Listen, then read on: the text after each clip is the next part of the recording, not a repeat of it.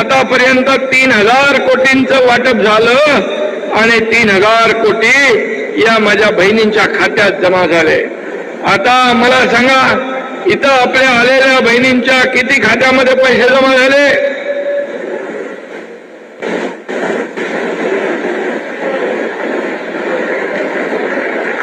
भरपूर हात वरती झालेले आहेत. आणि मगाचे पालकमंत्री आणि कलेक्टर मला सांगत होते की गावागावात घराघरात जाऊन नोंदणी झाली. 5.5 लाखाचं टार्गेट पूर्ण झालंय. ज्यांच्या खात्यात पैसे गेले नाहीत त्यांचे आधार सेडिंग वगैरे झालं, काही त्रुटी असतील त्या दूर झाल्या की त्यांच्याही खात्यात पैसे जमा होतील. कारण आपल्यासाठी आम्ही थोडके नाही तर पूर्ण आर्थिक वर्षामध्ये 35,000 कोटींची तरतूद आपल्या या सरकारने मुख्यमंत्री माझी लाडकी बहीण योजनेसाठी ठेवलेली आहे. कारण ही योजना काही एका दिवसात झाली नाही. आम्ही जेव्हा देवेंद्रजी आणि आम्ही दोघं सरकारमध्ये आलो, पहिले आम्ही दोघांनी शपथ घेतल्यानंतर पहिल्या दिवसापासून, पहिल्या कॅबिनेट पासून आम्ही फक्त आणि फक्त या राज्यातल्या सर्वसामान्य जनतेचा विचार केला. मग शेतकरी आहेत, कष्टकरी आहेत, कामगार आहेत, माझ्या माता भगिनी आहेत, युवक आहेत, माझे लाडके भाऊ पण आहेत, ज्येष्ठ आहेत, सगळ्यांसाठी योजना आणण्याचा आम्ही विचार केला. आणि त्यावेळेस देवेंद्रजी अर्थमंत्री होते, त्यांना मी म्हणालो ह्या योजना आपल्याला अशा करायच्या आहेत. त्यावेळेस शिंदे साहेब चिंता करू नका, तुम्ही योजना सुचवा, पैसे देण्याचं काम मी करणार. आणि त्यानंतर काम सुरू झालं. नंतर अजितदादा आले आणि आम्हाला एक तिसरा सहकारी भेटला आणि त्यानंतर ही ताकद आणखी वाढली. विरोधक आमचं सरकार स्थापन झाल्यापासून रोज सरकार पडेल रोज महिन्यातून, 2 महिन्यातून, 4 महिन्यातून एकदा म्हणायचे. म्हणाल्यानंतर मुख्यमंत्री बदलणार, पण काय सरकार बदललं नाही. सरकार मजबूत होत गेलं आणि म्हणून तर सरकार मजबूतीने काम करतंय. म्हणून माझ्या लाडक्या बहिणींच्या खात्यात आज 1500 रुपये, 3000 रुपये आज जमा होत आहेत. याचा समाधान, याचा आनंद आम्हाला आहे. खरं म्हणजे हे सरकार सर्वसामान्यांचं आहे. हे मी देखील एका शेतकरी कुटुंबातला आलोय. मी सर्वसामान्य कुटुंबातून पुढे आलेला एक मुख्यमंत्री हा आपल्या परिवारातला मुख्यमंत्री आहे. सोन्याचा चमचा घेऊन आलेले आम्ही लोक नाही आहोत.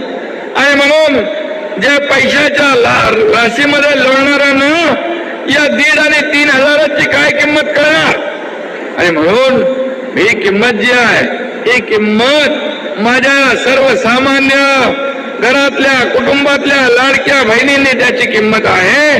आणि म्हणूनच आज ही योजना आपल्या सहकार्यामुळे, आपल्या आशीर्वादामुळे यशस्वी झालेली आहे. आणि म्हणून तुम्हाला एवढंच सांगतो, आम्ही आता 1,500 रुपयाने ही योजना सुरू केलेली आहे.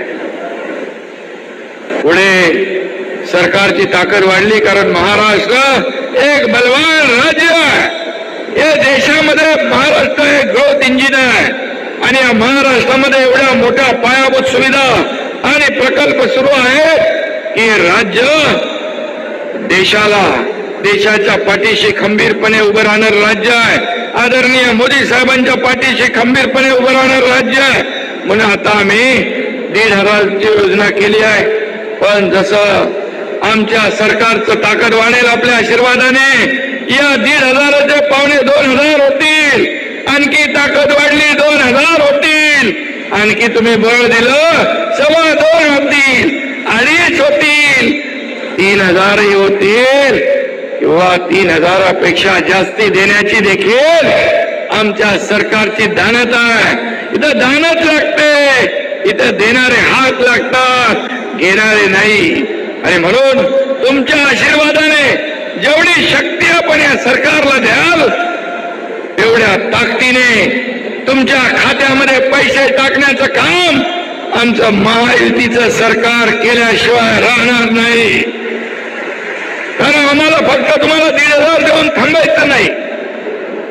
महिला बचत गट असेल, यामध्ये मुख्यमंत्री स्वयंरोजगार योजना असेल, महिला बाल कल्याणच्या योजना असतील, स्किल डेव्हलपमेंटच्या योजना असतील, इतर ज्या काही योजना आहेत, या योजनांच्या माध्यमातून देखील आज आपल्याला स्वतःच्या पायावर उभा आम्हाला करायचा आहे.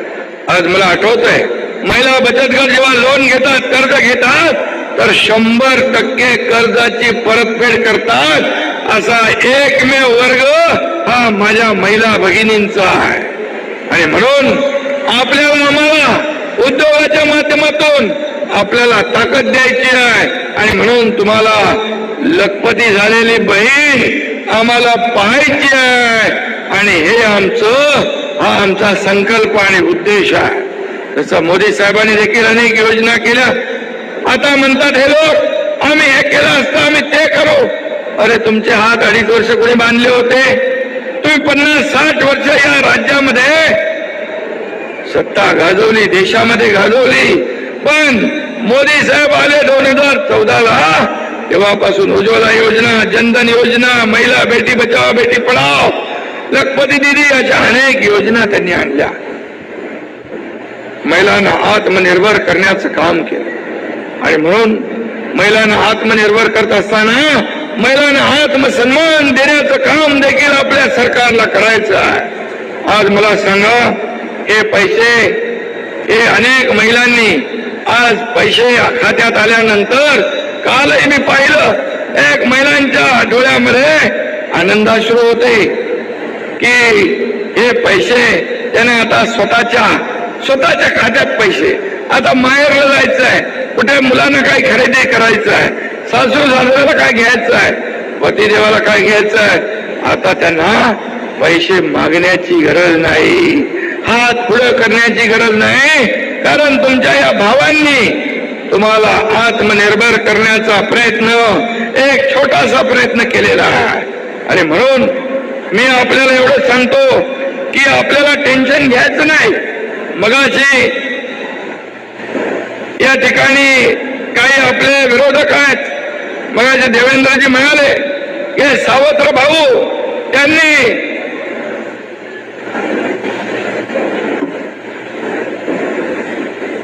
खोडा घालण्याचा प्रयत्न केला, योजना बंद करण्याचं काम केलं, प्रयत्न केला, योजना फसवी आहे, चुनावी जुमले आहे, या खात्यात पैसे येणारच नाहीत.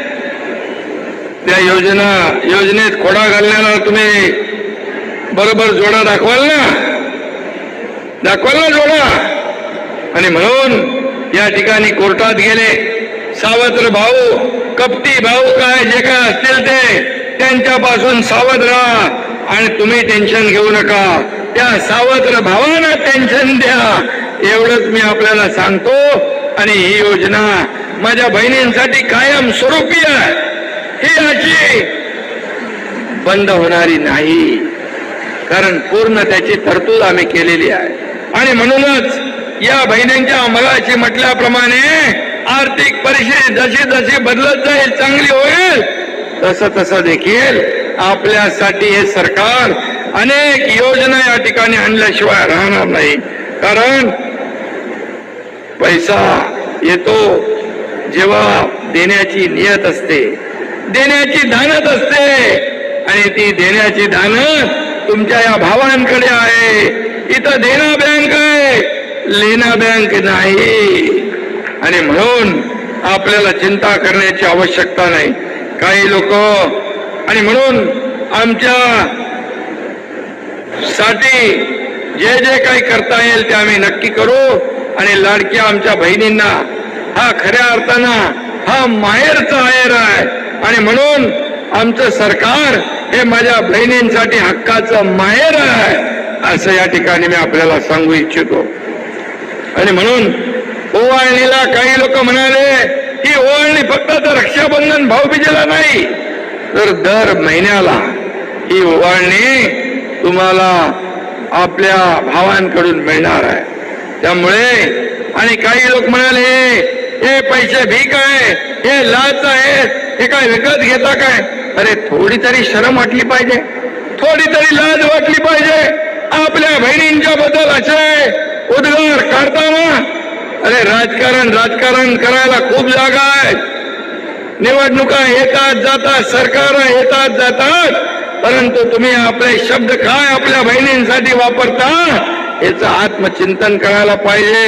हे महाराष्ट्र पुरोगामी राज्य, इथे स्त्रीचा अपमान सहन केला जात नाही.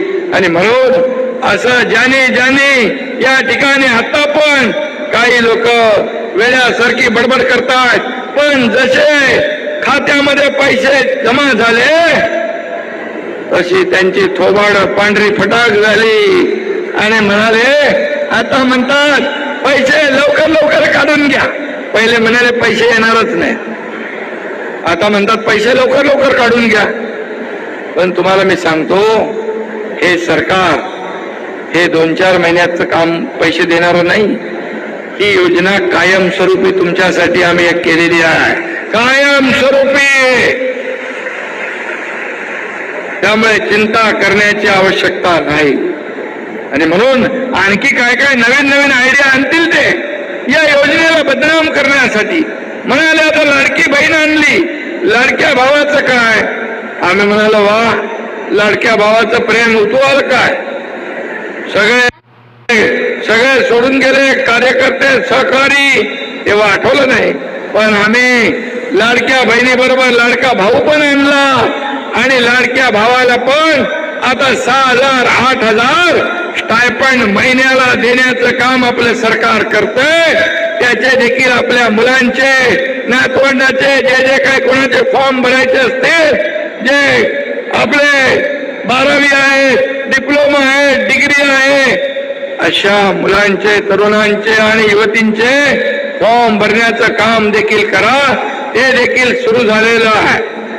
आणि म्हणून आज या ठिकाणी महिलांना जे देताना आज या ठिकाणी आपण युवकांचा देखील विचार केला.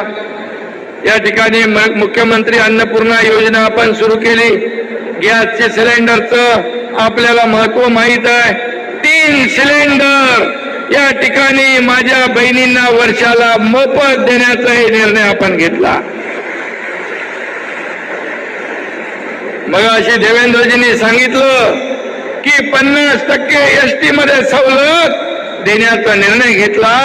आणि त्यावेळेस अधिकारी आमचे सांगत होते एसटी आधीच तोट्यात आहे, 50% सवलत दिल्यावर आणखी तोट्यात येईल.